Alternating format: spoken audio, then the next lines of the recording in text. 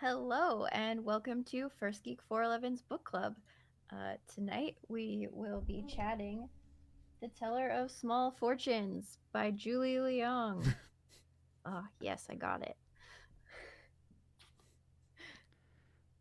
Um, Before we get into that, remember you can find us on all the social medias Facebook, Twitter, and Instagram as OneGeek411.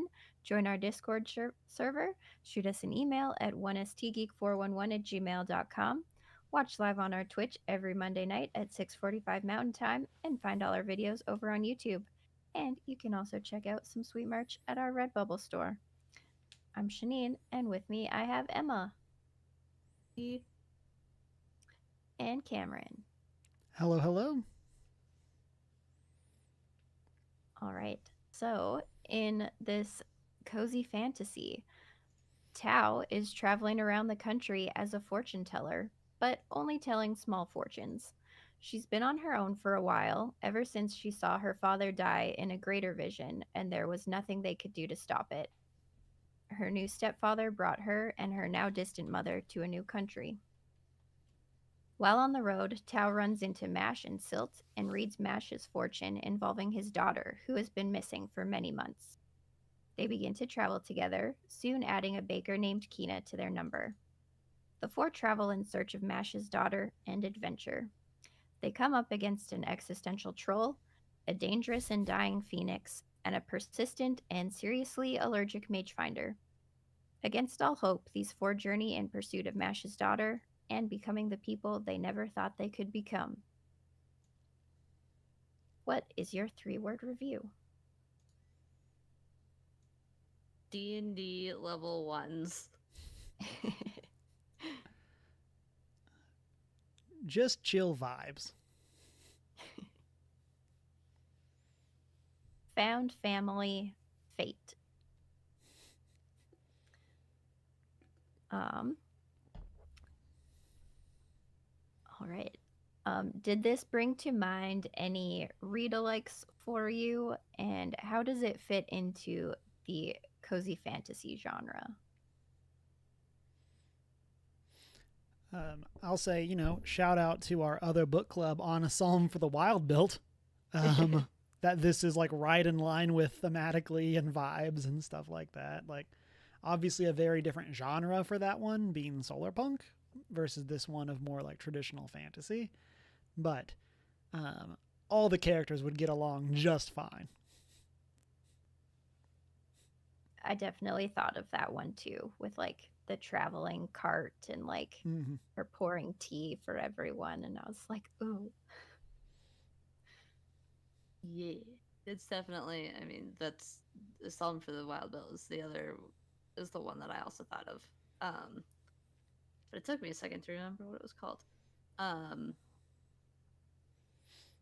those are really the only two books within that genre I've read, so to speak, or in general.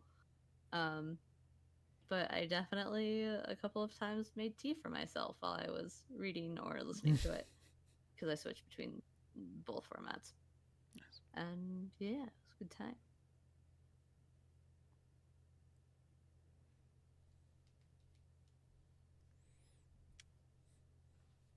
I also have recently read,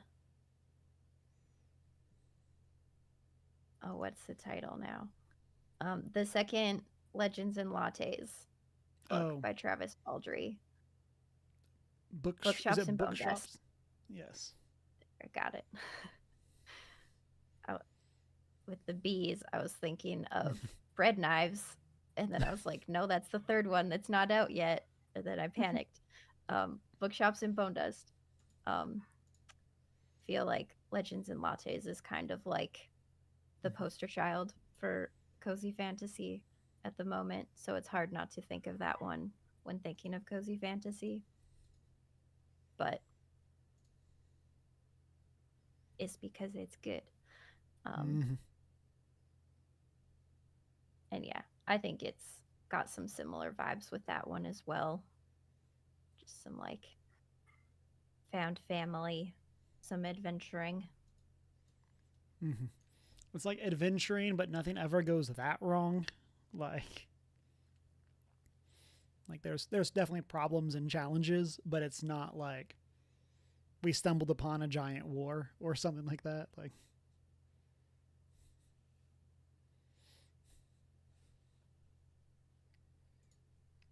Right. It's a great What was definition. everyone's thoughts on our main character, Tao? I thought she was cute and fun and delightful and motivated to just keep moving for valid reasons. mm-hmm. Um, very thoughtful in her approach to interacting with people, even when she wasn't necessarily welcome in places for unnecessary reasons. I liked Tao a lot. I liked as we get to find out, like as you referenced in the recap of like why she only tells small fortunes and stuff like that. I thought that was super interesting, and I know we'll talk about fortune telling a bit more in a later question, but I liked her journey there and her journey like around this gift that was less of the magical. I have fire powers and I accidentally burnt down my house, and more of like this mental guilt struggle over like her actions, and I liked that a lot as a vibe. And then I really liked her like her ability to assemble the group, like as someone who is just like kind, wholesome, a little bit of like just wants to be themselves, and then through that people like find their way to her, and that's kind of how she assembles the team. Yeah, I think she had a really interesting introduction in the novel.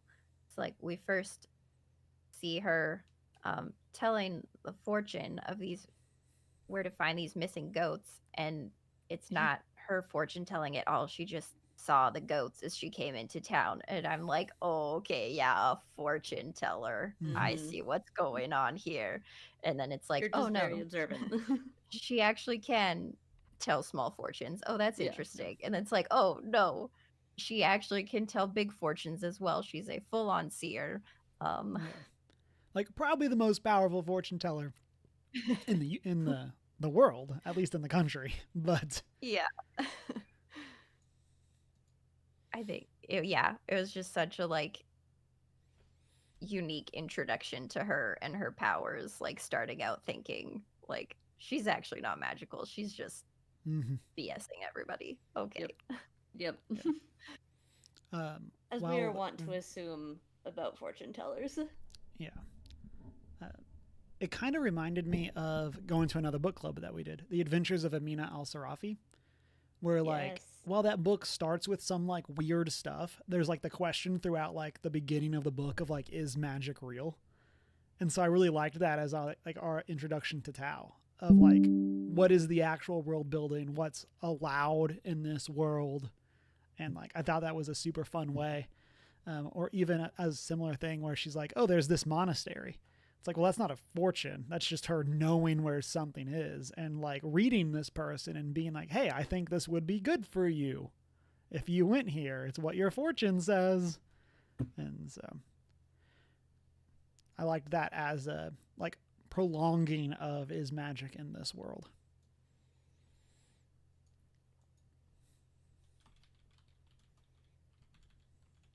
Yeah. And then I think she is very like layered throughout the novel. Her character has a lot of depth to it and a lot of layers of trauma, unfortunately, um, with losing her father and struggling with the her fortune telling abilities, especially as it relates to that, and then being an immigrant in this country that is not super accepting of her all the time. And there's just like a lot of hard things that she has to go through and deal with.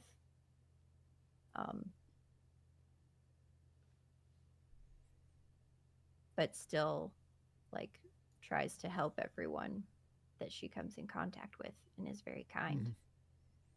Mhm. Um,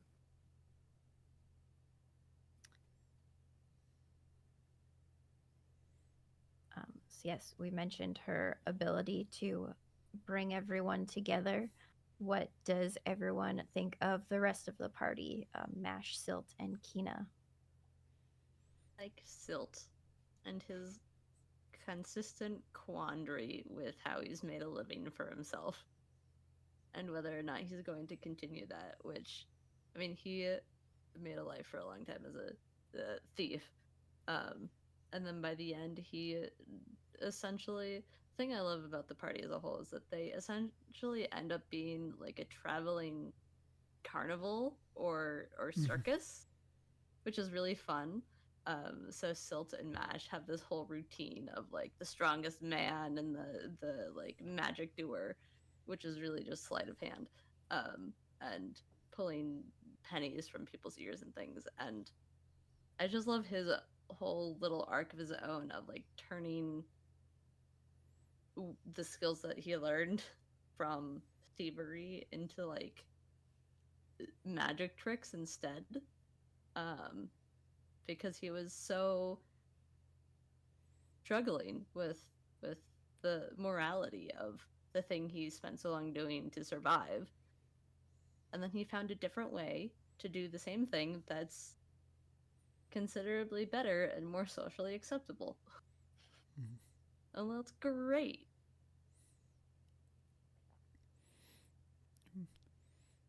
I really liked the party as a whole. I liked that the relationship tension was between Silt and Kina rather than like Tao in the party. Like there was no like weird love triangle thing. That's kind of Mm-hmm. where I thought this was gonna go, Mm-hmm. and so I liked that it wasn't that. And then I really liked this idea of Mash kind of having this like he's the one kind of with the main objective of trying to find his daughter, but it's not this like um, it's not necessarily this like driving force in the sense of like he doesn't it's not I need to go right here. It's kind of him like wandering trying to figure out what's going on, and of course there are times where they like, oh, we need to go track down this thing, but I kind of liked that as like the meta narrative. And then Kina's great. Like I love how she gets recruited to the party. I love the like sometimes you just need someone to give you a push, and like that's super fun of like she gets her fortune told and is like, you know what, I am coming with you, let's go. Like that's super cool.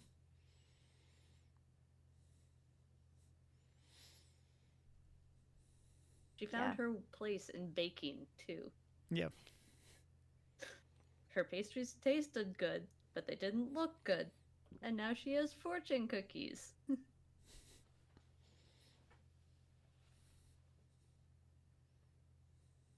Yeah. I think everyone in the party was super likable for different reasons.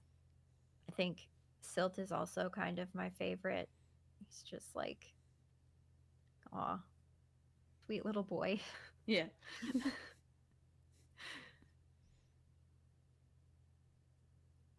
Yeah, I agree with you all.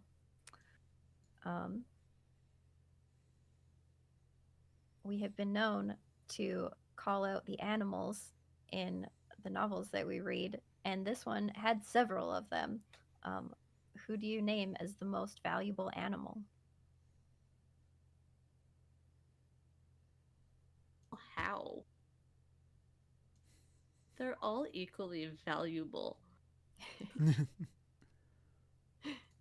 You've got the random cat who both does and does not want to be there. You've got the donkey named Tiger. They're all great. I like the cat. I think the cat's the best. Yeah. um I mean, we would not be here without the donkey, and so I No. do feel like that is the like the donkey is the one that does the work and gets us around. And so But yeah, there's like super fun animals. But yeah, donkey is my pick.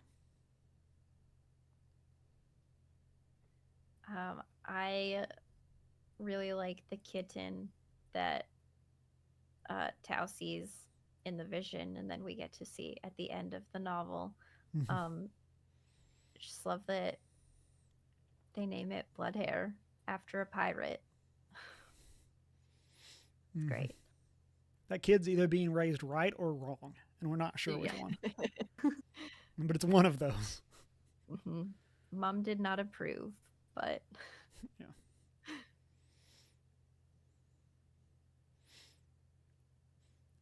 I will say on the kitten, that's a very that scene is so cool. Of like, cause like I can imagine of like the like you see them and it's like that's the one. Get that. We need that kitten. Save her. Bring that one with us. Like the joyful panic. Like I loved that scene. yeah.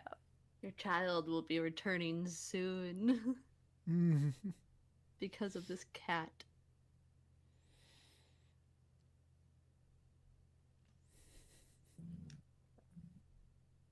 Right. What did everyone think of the setting and world building in general? Thought of,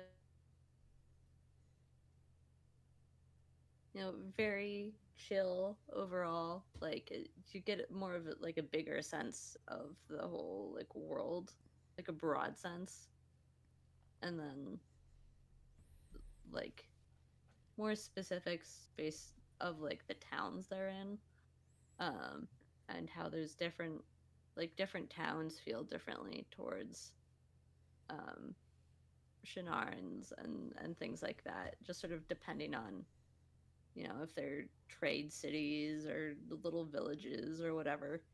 Um, and it was a very very simplistic world building in the sense that there was nothing too complex, no complex magic systems or whatever um, happening that would just muddle it up. But there's still like fun details of like the mages school and the mage tower or whatever it was called, um of like and how Shannara had outlawed magic as like a nice little conflict to the country we were in. So I thought it was kind of fun. Yeah, I feel like it hits a good balance of there's enough to make you understand that there's more here, but it does not get bogged down with like generational politics or anything like that. It's the like, why are we like scared of this other place? Because there was this big war some time ago. And like, why are we scared of them now? Because of that same big war that happened some time ago. And like, I liked that it's not this like it's not this super complex like geopolitical conflict that I think would have definitely felt out of place for the rest of this story. And then like even like as Emma's saying with like the mages and stuff like that, I like that it's not like it's a very soft magic system of like why can this person talk to rats because that's the magic that they have there's not like this complex thing of like who can do what and all of that. And so like I said, it's just enough to like fill out the world and create like an interesting setting. Like this is definitely a world that I think I'm going to Emma's. This is a level 1 D&D party. Like this is definitely like the type of adventure that I think would be a very fun very fun setting for an adventure in D&D. I'm just like you have these disparate towns, like you have this like brewing conflict, like some very cool way of like telling the story and setting it. Hmm. Yeah, I agree. Like there's a backdrop of like political tension and like things going on, but it's not their story. It's like affecting them as much as it would a normal Mm-hmm. person in their normal life. They're not suddenly the chosen one, like going to war and saving the country. They're just people living in those places and dealing with their own stuff. Mm-hmm.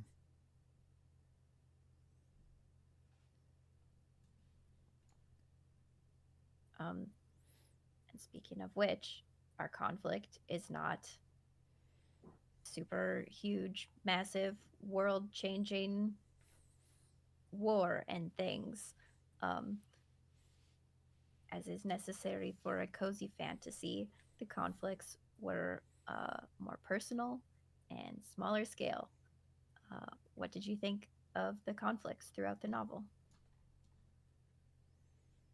So this fully goes to my level 1 D&D party comment, as Cameron had kind of touched on earlier, of like reading the book very much felt like, to me, your session 0 and your first like 7 to 8 sessions of a new D&D campaign, roughly, um, where it's just your party, like everyone's getting into their character and like figuring out who they are and how you meet each other, and then like really forming and figuring out what it means to be like a little group adventuring the world and like you know doing services for people and things, and uh, like it's all super small things where they go and try to fetch a treasure for this guy, and it turns out to be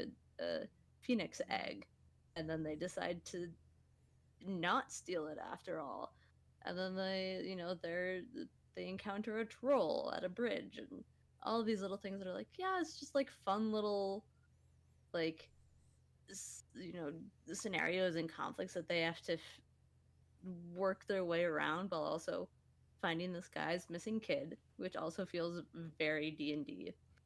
So it was just like a fun little. There's no end of the world thing coming. There's no major war that they have to stop, um, and there's no like nothing, no impending doom, so to speak. But there's still stuff that they have to go and like manage. So with like the phoenix egg, it's revealed to them that they didn't know going in that it was an egg, and the phoenix was trying to hatch it, um, and was a mother, and all of those little moral conflicts for the characters to consider, um, and that was kind of nice. Of like it feels like a very familiar format in terms of like, yeah, you can see a D&D game going through these kinds of situations, but it also fits in its own little universe of just the book that it is, and it was fun. Keeping our D&D analogy going, this really reminded me of like if you as the game master planned this super complex game, all of these monsters, and it's like, yeah, but what if we just talked to them? Yeah. Like that's like really the vibe here of like, what if I just rolled a Yeah. natural 20 on my charisma check and then we just like talked our Yep. way out of every situation Yep. of like and so it's super fun. And like even like the magefinder, like he's looking for Tal. Why?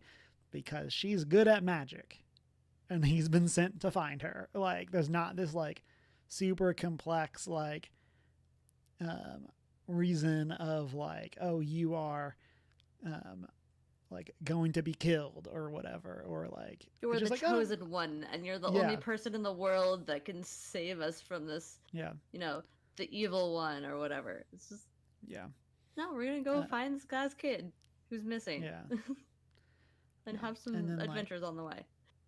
yeah, and I like that that ties in. Again, we'll talk more about fortune telling later, but I like that that ties in there of like this idea of like knowing the future doesn't solve the problem.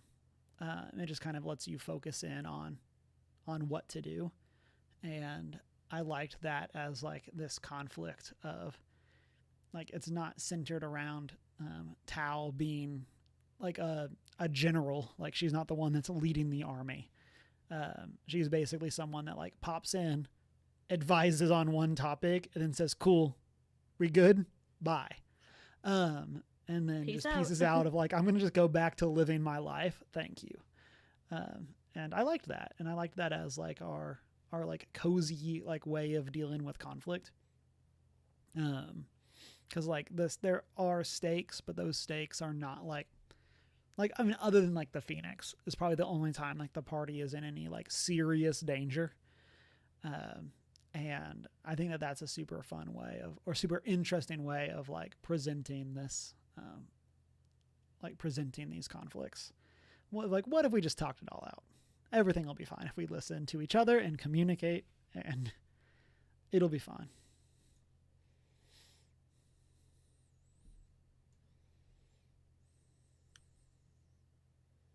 Yeah, I think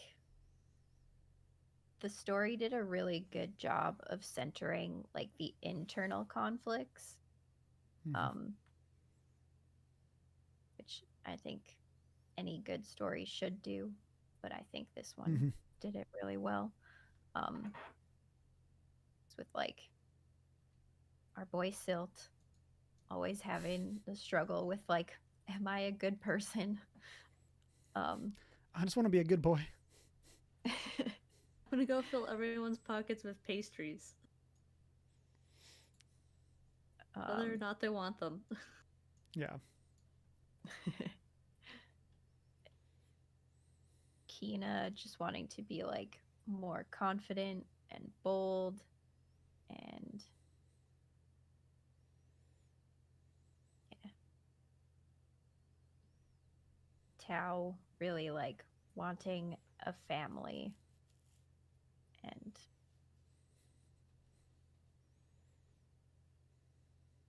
yeah, and there's just a whole bunch of funny little side quests on the way to them Mm, Mm-hmm. discovering that they have been who they wanted to be all along.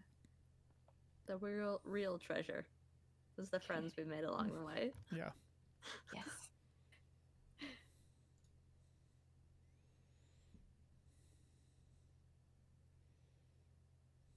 All right. On to fortune telling in the novel and how it deals with fate versus free will? Question mark.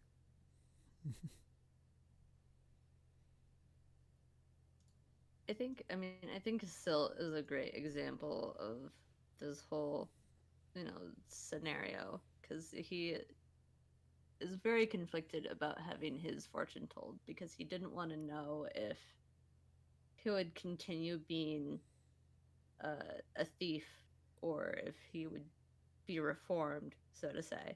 Um, and then uh, curiosity got the better of him, and when Tao like reads his fortune, he panics because he thinks what she saw was him continuing to be a thief, which is his own like deepest fears.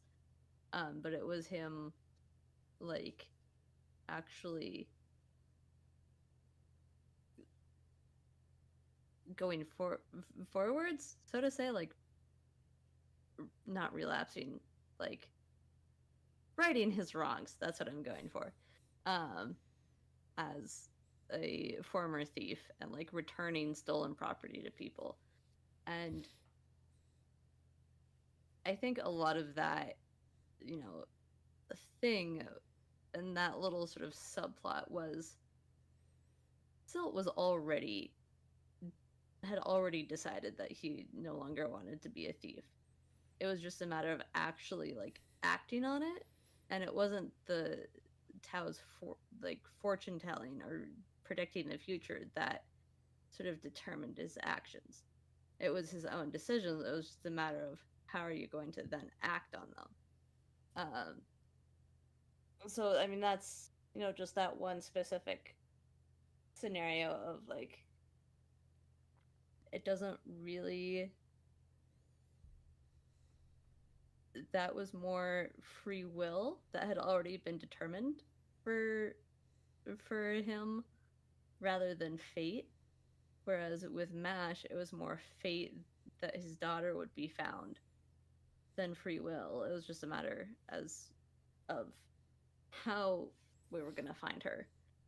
Um, but I think a lot of it with this book specifically, like fate versus free will, I think would be interesting to address in a second book of just like how much of Tao's, seeing the future is free will of, you know, people hear what she tells them and then they come true just by people accidentally manifesting them versus actual fate. Mm-hmm. Yep. It reminds me a lot of when I was in Connecticut and we were talking about like personality tests.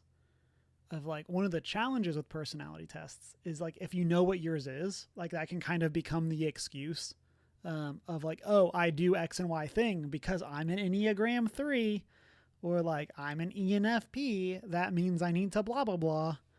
And that's kind of what this made, what like the fortune telling in this reminded me of. It is less like descriptive, it's more prescriptive of, it's like, hey, this is the journey that you're on and this is where we see like your actions are going to go, versus a like this is exactly what has to happen. But I like that it's also left up to interpretation there. Like there is this idea of like with finding Mash's daughter, of it's like, okay, well, like Tao knows that that's going to happen, but she still has to actively make choices and is able to use those choices to get like to hopefully get a solve there. But even through all of that, doesn't directly make, like they still like stumble upon the woman, right, that has his daughter. Like it's not like Tao's actions to get a search party directly result in her being found. And so like it kind of creates this like super interesting thing,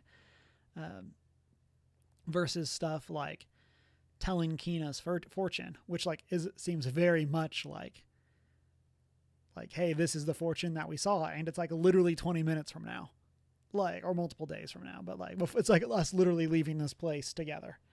And so but I liked that as like the framing, because it's like, oh well, this is what you've wanted, this is just the nudge that you need to get there. And so I think that that's super interesting. And again, I love that this is not answered and there's no confirmation for how this works. It is just they have to come true somehow.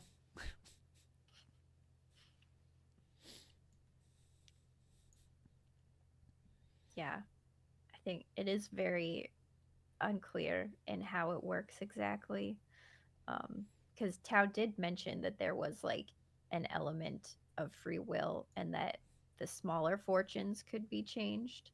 Like someone knows they're gonna bash their finger in doing work next week, maybe they'll be a little more careful and not bash their finger in.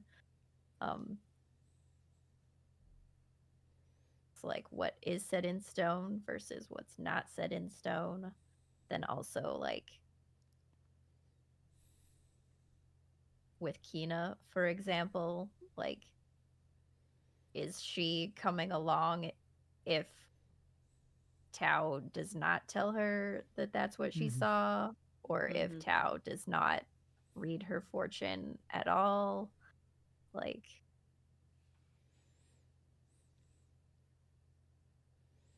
it's interesting how the fortunes are interwoven with potentially fate and free will. Yep. And I think a great example of that is with Shannara, of this idea of like, oh, is this other country going to attack us? And like, well, the big fortune is that, oh no, they're not, because a civil war is gonna break out. But it's like, okay, but like, because it gets into this idea of like, okay, well, does a civil war break out because people don't want to go to war with this other country, and so now them not prepping for war is going to not cause a civil war to break out? Like it gets that super interesting like circular thing. And like again, I like that we don't get answers for that. I like that there's no like, yep, just kidding, I was wrong, oops. And so I think that that's super interesting.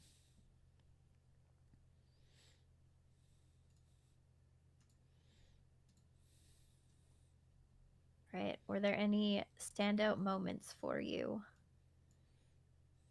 I love the little scene at the end of us getting Sister Gravel, the troll, at the convent. Just like you have this interaction with this troll towards the beginning, and then at the end you just get a circle back to what she's doing, and she's just at the convent, and the nuns are like, "Hey, we need your help with this thing over here because we can't do it, but you can." And she's just like, "Okay," and it's just a cute little moment of like we get to touch base with this one creature that we interacted with a while ago, and she's doing something fun and useful and cute. Um, and that was great. And then I mentioned this before, but the whole sort of party by the end turning into a little traveling circus almost, um, which is really cute. And you've got the daughter and the wife of Mash tagging along for just for good measure, and it's super cool and cute and fun.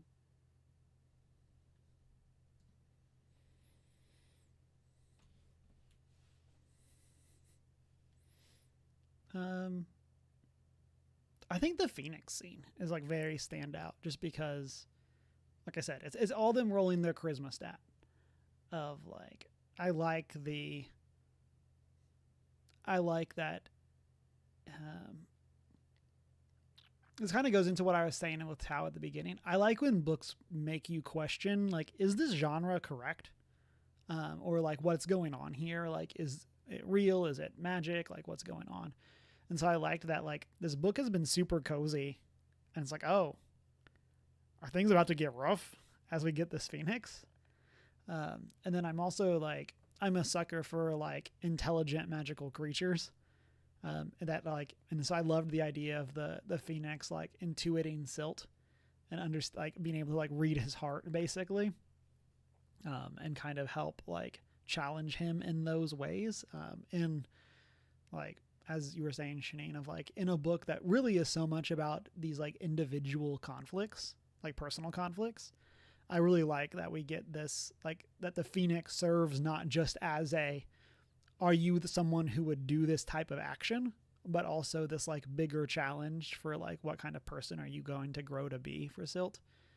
um, all kind of wrapped in and wrapped up in this like magical quest in this magical woods from this weird magical guy that we met on the road. Like, um, I think that that's super interesting and like is a very like visually iconic moment for me from this book.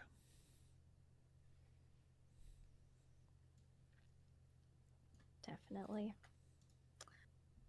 I think my favorite moment was our first run in with the existential troll. Mm-hmm.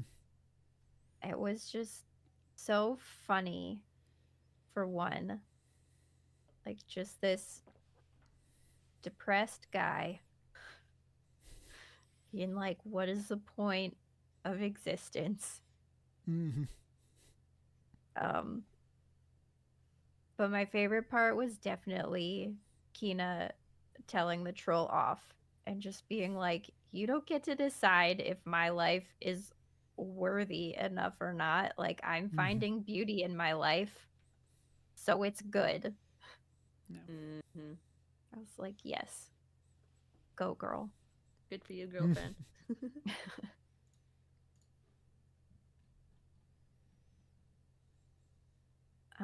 Did you have any dislikes?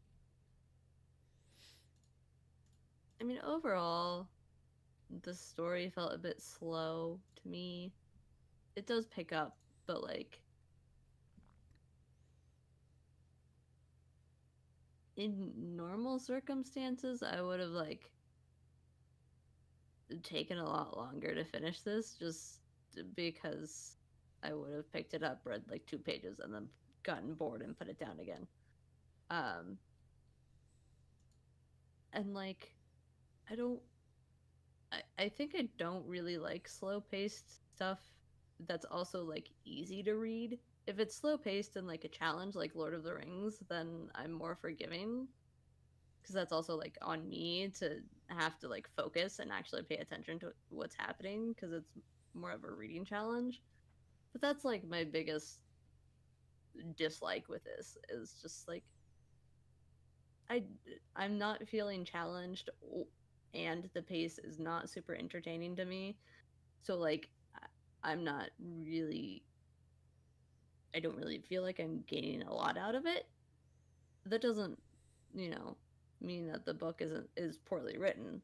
It just means that it's not the right kind of book for me personally. Yeah. Um, Similar to Emma, like I feel like this is a book that kind of has the hard like struggle of you need to care about these characters so that you will care about the journey that they go on. And it does feel like the story is kind of slow because it's trying intentionally to get you to care about these characters first so that you'll care about them as they have to go through these things. And so I definitely agree that it felt like the beginning portions definitely felt slower to me. Not necessarily for like a huge chunk of the book, but like the first handful of chapters. I definitely feel like we're on the slower end. Um, and then I mean, I'll fall into the like your greatest or your biggest weakness is your greatest strength pushed too far. Of like because like all of our conflict or all of our, like our big conflicts are these personal ones.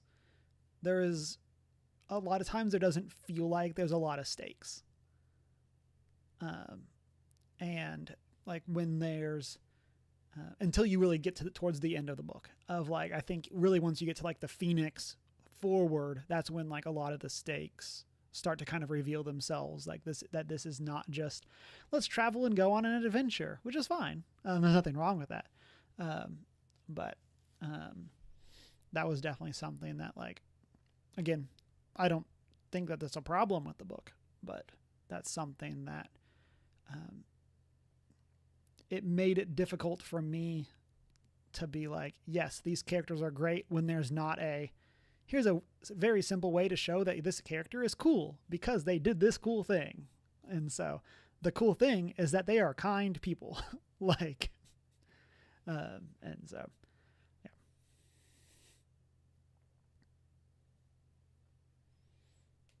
Yeah. I don't think there was really any like explicit dislikes for me. I agree that it was a bit slow at times.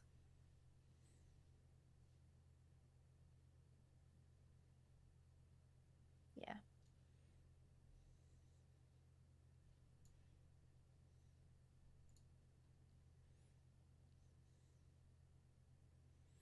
But I think it did start to pick up because I remember in the beginning, like it was like, okay, like I have to read some of this book. Mm-hmm. And then once we hit like a certain threshold, I was like, okay, I want to continue reading some of this book. Mm-hmm.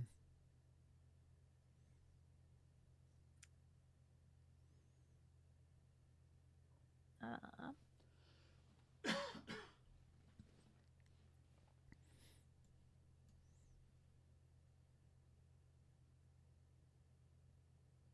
all right.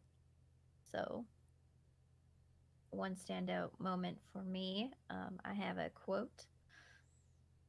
This is Tao talking to the High Mage um, at the Guild Tower. Um, but I would ask you to remember, Tao, as one woman with power to another, the greater good must always come before the personal. No, said Tao. Here at last was something she was sure of, something that she had learned in her journeys that perhaps the High Mage had not. You're wrong. There's no such thing as greater good. There's just good, and the more of it we can do, the better. Um, what are your thoughts on that? That was one of my favorite little quote section moments. Um, just because it's like I don't know. It just stood out in terms of the general. You've got the people thinking big picture good and the people thinking small picture good, and both are equally valid states of existence. And sometimes you can only get to big picture good by doing small picture good. And Tao is very much a character who's doing the small picture good. Um, Mm-hmm. Even though she has the capability and the skills to do the big picture good with her um, seeing and telling the future um, in a big way, and like the world is just ends up being a better place when you pay attention to the everyday people as much as you do to seeing if there's a war that's going to happen and all of that. So I thought it was a good Mm-hmm. moment. Yeah. I agree. I like this quote a lot, and I like the like even if you're trying to do the right thing, if it like if it is harming other people, it's still not like capital G good. And so I liked that this is the like you need need to be thinking about everyone that's affected by what you do, even if all that you're doing is telling small fortunes and baking fortune cookies. And I liked that a lot as like a thematic moment of like so we haven't really talked about it too much, but like Tao definitely has this conflict of like, um, can I or should I be telling fortunes? Like not just like with the fate side of it of like, does this like mean it's going to happen if I read this fortune? But she kind of has that like, do I have a moral like responsibility to not do this? Because if I tell a fortune and something bad happens, is it my fault? Like what happened with her father. And so I think that that's super interesting in this idea of like having to come and find, well, what is good for these individual people that I am interacting with, not just like big fortune go. And so I liked that a lot as like a thematic call out. So I just realized I forgot to change the picture on the stream to be the book, but it's there now. And now we're into the podcast. So Um, I think in stories, a lot, the characters that are after the greater good are often using it as an excuse for their own good and saying that there are an acceptable level of casualties to obtain what they are trying to obtain. And I think that is what Tao is getting after here, that like there's not an acceptable amount of pain that we can cause to reach mm-hmm. whatever good it is you're trying to reach. Like, we just have to do good. Yeah.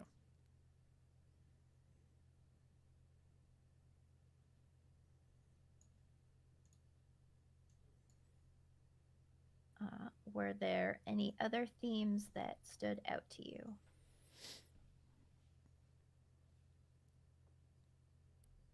Friendship. I mean, the real treasure is the friendship we made along the way. But Yeah. like, in the sense of like, it comes about even when you don't necessarily want it to. So like, Tao getting wrapped up with Mash and Silt, she was just gonna, take to the next town and then drop off. And then they like clung to her and were like, no, we're gonna like keep going with you. We're gonna hang out with you. Um, because you're gonna help us find Mash's daughter or whatever. And then Kina, like she has the vision with Kina joining her. And like she's very like stubborn for a good while of not wanting these people to join her. um, or at least like just wanting to like get rid of them so she can go along her own way. But then by the end, she's like, they're my family now. Like, I've got them, and even if I thought I didn't want them, I want them now. So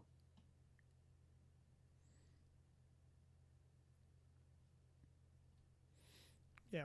I mean, insert found family. Our friends are our power. Sora would be proud of this book. And so I loved, I'm of course a sucker for those types of themes. And then um, I do think there's a big theme. We see it more so with Kina than the rest, but this idea of like sometimes all you need is to take that first step, and like that theme of um, like don't be like who you are right now, and this is also Silt, I guess, of like who you are right now doesn't have to be who you are. Um, and this idea of like what Kina needs is to just get out and do her own thing and find herself, rather than just like staying in this like family business that she has been in, and like she isn't necessarily like she loves being a baker but has not like found her calling as the baker for this like family business type thing. And so getting out and finding like where she belongs and the people she belongs with, I think is a like a super fun theme.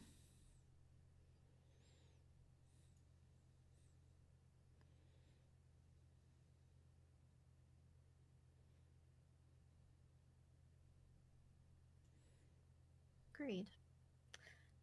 Um, was there anything else that stood out to you or any quotes you have to share?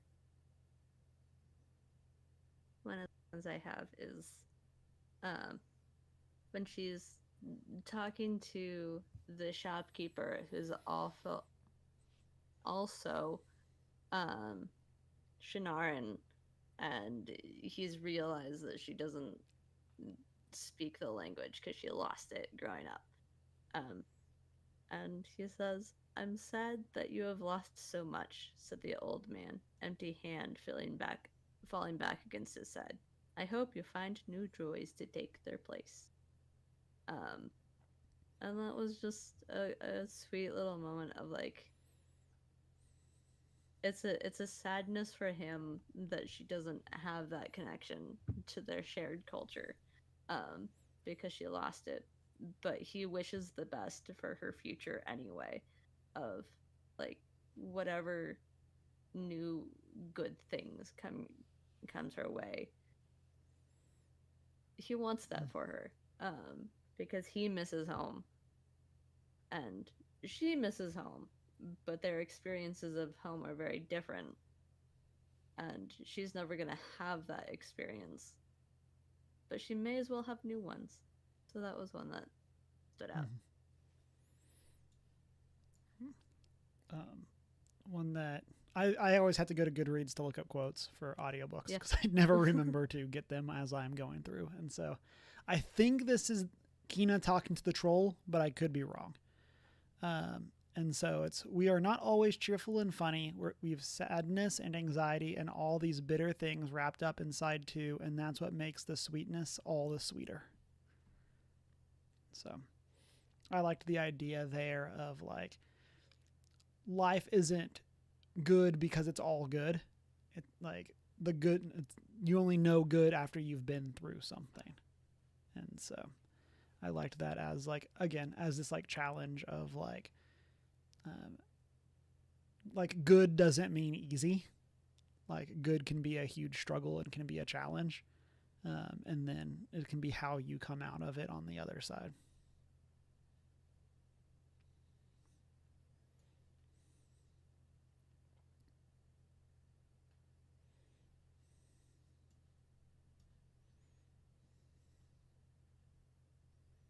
Um, there was one quote that I liked. Um, there was like religion established in this world, but I wouldn't say that it was like a huge theme of the story. But there was one particular conversation that stood out to me. Um, between Tao and Mash. Um, it must be comforting to believe that a god watches over you, someone who will protect you and care for you because you're one of his, who belongs to you as much as you belong to him. I'm not sure, rumbled Mash thoughtfully. When I light a candle to the soldier sun, I don't expect him to appear on the battlefield to shield me or to bind my wounds when I've taken an arrow. I just pray that he lends me a little more courage, a little more strength than what I'd have otherwise. What you said, well, that sounds more like something different to me. Like what? Like family, I suppose. Um, which I think kind of ties faith into the family theme that you were talking about before. Is that I feel like there's two ways to kind of read that conversation. Um, in that kind of you don't need the gods if you have family. Um, but I think another way to read it is that the relationship with the gods isn't so distant and like hoping that they come when you call on them. Um, it's that you're part of their family too. Mm-hmm.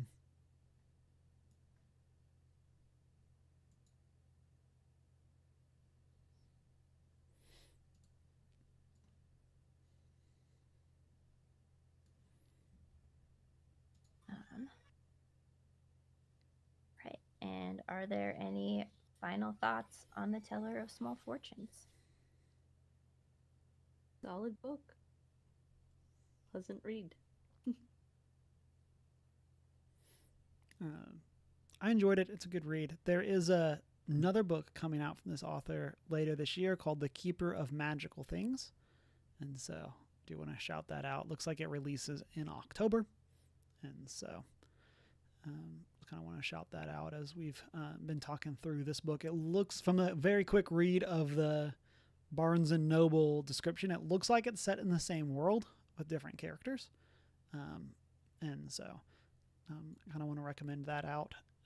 And then, yeah, I like this book. It's cozy, it's fun. I'm interested to see where this is going to land once we do like our book club tier list. But yeah. Yes, I would recommend it. I think it's a good cozy fantasy, and I think it is wonderful getting to see some diverse representation in the fantasy genre and seeing like an immigrant perspective in a fantasy story. Um, very interesting. Mm-hmm. Um, okay, if you have been following our book club for a while, it is our tradition to do a theme for the summer months. And I am super stoked to announce that our theme for this summer is Banned Book Summer. We'll be reading some banned books. We have not yet picked out our first one, so stay tuned to our Discord where we will announce what title we are reading for July. But that will be on July 28th. So, I'm excited. yeah, I am it'll in be a good another time. book club, and we did banned books for a theme. And so it is very interesting to read a book and discuss like why is this book banned? Like what are the things that people would have that they would not want this to be like read by specific people. And so I'm very excited for this as a theme.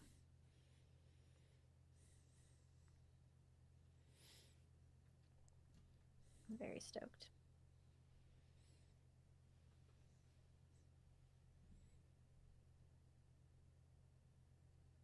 Um, so, yes, thank you for joining us to discuss The Teller of Small Fortunes by Julie Leong.